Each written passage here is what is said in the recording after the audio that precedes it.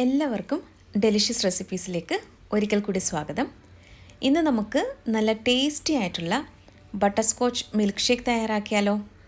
ഇത് കുട്ടികൾക്കൊക്കെ വളരെ ഇഷ്ടപ്പെടുന്ന നല്ലൊരു മിൽക്ക് ഷേക്കാണ്. അപ്പോൾ ഇത് എങ്ങനെയാണ് നമുക്ക് തയ്യാറാക്കുന്നതെന്ന് നോക്കാം. ഇന്നത്തെ നമ്മുടെ ബട്ടർസ്കോച്ച് മിൽക്ക് ഷേക്ക് തയ്യാറാക്കാനായിട്ട് ഒരു മിക്സിയുടെ വലിയ ജാറിലേക്ക് പാലാണ് ഇപ്പോൾ ഒഴിച്ചു കൊടുക്കുന്നത്. ഇത് നല്ല തണുത്ത പാലാണ്. 1/2 ലിറ്റർ പാല് നന്നായിട്ട് തിളപ്പിച്ചാറിയ ശേഷം ഫ്രിഡ്ജിൽ വെച്ചിട്ട് തണുപ്പിച്ചെടുത്തതാണിത്. ഇനി നമുക്ക് അടുത്തതായിട്ട് ചേർക്കാനുള്ളത് ബട്ടർസ്കോച്ച് സോസാണ്. കഴിഞ്ഞ ദിവസം ബട്ടർസ്കോച്ച് കേക്കിൻ്റെ ഒരു വീഡിയോ ഞാൻ പോസ്റ്റ് ചെയ്തിട്ടുണ്ടായിരുന്നു. ആ ഒരു വീഡിയോയിൽ എങ്ങനെയാണ് ബട്ടർസ്കോച്ച് സോസ് തയ്യാറാക്കേണ്ടതെന്നും പ്രലൈൻ എങ്ങനെയാണ് തയ്യാറാക്കുന്നതെന്നും വളരെ ഡീറ്റെയിൽഡായിട്ട് കാണിച്ചിട്ടുണ്ട്. അതുകൊണ്ട് ഞാനിപ്പോൾ ഇത് റിപ്പീറ്റ് ചെയ്യുന്നില്ല. താല്പര്യമുള്ളവർക്ക് ആ ഒരു വീഡിയോ കാണാൻ വേണ്ടിയിട്ട് ഞാൻ ഡിസ്ക്രിപ്ഷൻ ബോക്സിൽ അതിൻ്റെ ലിങ്ക് കൊടുക്കാം.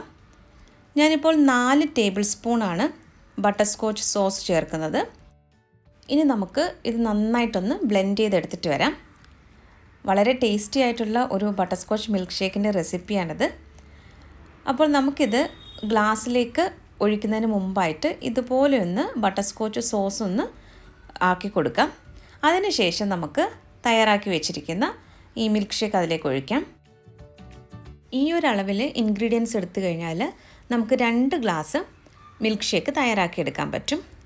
ഇനി ഇതിന് മുകളിലായിട്ട് വിപ്പിംഗ് ക്രീം കൂടി ചേർക്കുന്നുണ്ട്. എങ്ങനെയാണ് ക്രീം നല്ലതുപോലെ സ്റ്റിഫായിട്ട് വിപ്പ് ചെയ്തെടുക്കുന്നതെന്നും ആ ബട്ടർസ്കോച്ച് കേക്കിൻ്റെ വീഡിയോയിൽ ഞാൻ നന്നായിട്ട് കാണിച്ചിട്ടുണ്ട്.